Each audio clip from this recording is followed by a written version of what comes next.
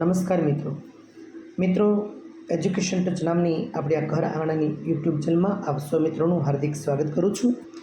મિત્રો, આ ચેનલ પર દર શનિવારે સ્વાતંત્ર્ય સંગ્રામના શૂરવીરોની ગૌરવગાથા એ શીર્ષક અંતર્ગત દર શનિવારે એક એવા સંગ્રામના સૈનિકો જેણે આ દેશની આઝાદી માટે પોતાનું સમગ્ર જીવન ન્યોછાવર કરી દીધું છે, એવા મહાન ક્રાંતિકારીઓને યાદ કરવાનો એક આપણો આ ઉપક્રમ રહ્યો છે।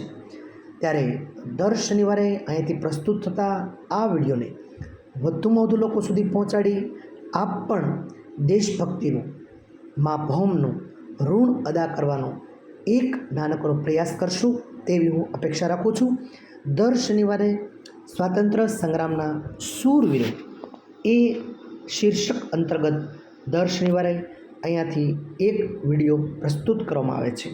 મિત્રો, આજે સ્પર્ધાત્મક પરીક્ષાનો જબરજસ્ત ક્રેઝ ચાલે છે, ત્યારે કરંટ અફેર્સ એ આજે દરેક વિદ્યાર્થીઓ સ્પર્ધાત્મક પરીક્ષા માટેની રાત દિવસ મહેનત કરે છે, એના માટે આ વિડીયો ખૂબ જ અગત્યનો બની રહેશે। આજે મિત્રો 247મું આ એપિસોડ આપતા હું ખરેખર ખૂબ જ આનંદની લાગણી અનુભવી રહ્યો છું। મિત્રો, તો આ વિડીયો કરંટ અફેર્સનો આ વિડીયો વધુમાં વધુ એવા વિદ્યાર્થીઓ સુધી પહોંચાડી આપ પણ એક સારા કાર્યના સહભાગી બનશો, યશભાગી બનશો તેવી હું આપની પાસે અપેક્ષા રાખું છું। મિત્રો, આ ચેનલ પર અંગ્રેજી ગ્રામરના 1111 જેટલા અંગ્રેજી વ્યાકરણના વિડીયો પણ અવેલેબલ છે।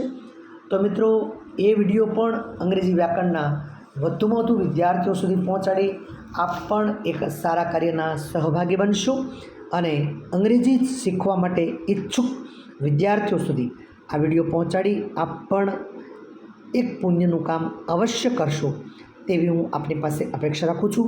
દોસ્તો, કરંટ અફેર્સના આ સમાચાર માટે એક ખાસ ચોખવટ એટલા માટે કરું છું, અહીંયા જે સમાચાર હું પ્રસ્તુત કરું છું તે મારા વાંચનની મર્યાદાને અનુરૂપ હોય છે।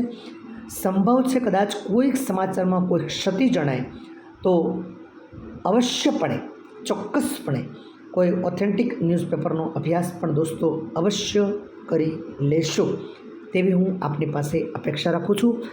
ચાલો દોસ્તો, ટોપ 10 સમાચારમાં એક નજર કરીએ તો તાજેતરમાં જ વીડી સતીસનને કેરળના 13મા મુખ્યમંત્રી તરીકે કાર્યભાર સંભાળેલ છે।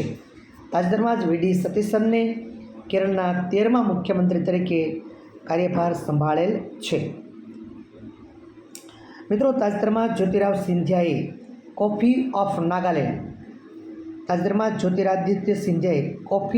નાગાલેન્ડ મિશન લોન્ચ કરેલ છે। જ્યોતિરાદિત્ય સિંધિયાએ coffee of Nagaland mission launch કરેલ છે। મિત્રો, તાજેતરમાં જ યુનેસ્કોની 2026 વિશ્વ ધરોહર સૂચિના મૂલ્યાંકન માટે ભારતના અસમ રાજ્યના અહોમ રાજાના મોઈદામને પસંદ કરવામાં આવેલ છે। યુનેસ્કોની 2026ની વિશ્વ ધરોહર સૂચિના મૂલ્યાંકન માટે ભારતના જે અસમ રાજ્ય છે એના અહોમ રાજાઓના મોઈદામને પસંદ કરવામાં આવેલ છે। મિત્રો, તાજેતરમાં જ કેન્દ્રીય ગૃહમંત્રી અમિત શાહે છત્તીસગઢના બસ્તર ખાતે શહીદ વીર ગુંડાધર સેવા ડેરા જન સુવિધા કેન્દ્રનું ઉદ્ઘાટન કરેલું છે। છત્તીસગઢના બસ્તર ખાતે શહીદ વીર ગુંડાધર સેવા ડેરા જન સુવિધા કેન્દ્રનું ઉદ્ઘાટન કોણે કરેલ છે? અમિત શાહે કરેલ છે। મિત્રો, તાજેતરમાં જ ગ્રામીણ વિકાસ મંત્રાલયે મહિલા સશક્તિકરણને વધુ પ્રોત્સાહન આપવા માટે આખા દેશમાં શી માર્ટ લોન્ચ કરવામાં આવેલ છે।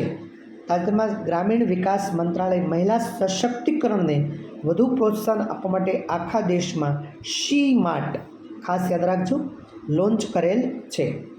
મિત્રો, તાજેતરમાં G7 શિખર સંમેલન 2026ની અધ્યક્ષતા કયા દેશે કરી છે?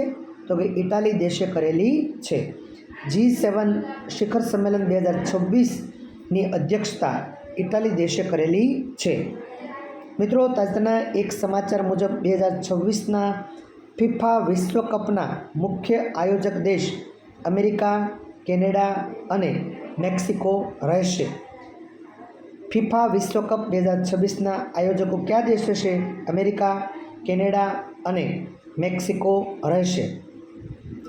મિત્રો, તાજેતરમાં જ ઉત્તર પ્રદેશ રાજ્યે ડિજિટલ પંચાયત યોજનાનો વિસ્તાર કરેલ છે. ડિજિટલ પંચાયત યોજનાનો વિસ્તાર કરેલ છે. મિત્રો, તાજેતરના જ એક સર્વેમાં વિશ્વ પ્રેસ સ્વતંત્રતા સૂચકાંકમાં નોર્વે દેશ પ્રથમ સ્થાન ઉપર રહ્યો છે.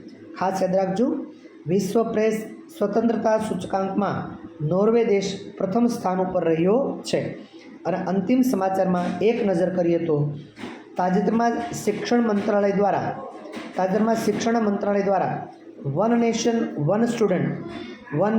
વન સ્ટુડન્ટ આઈડી અપાર પોર્ટલ લોન્ચ કરેલ છે. શિક્ષણ મંત્રાલય દ્વારા one nation one student ID અપાર પોર્ટલ લોન્ચ કરવામાં આવેલ છે.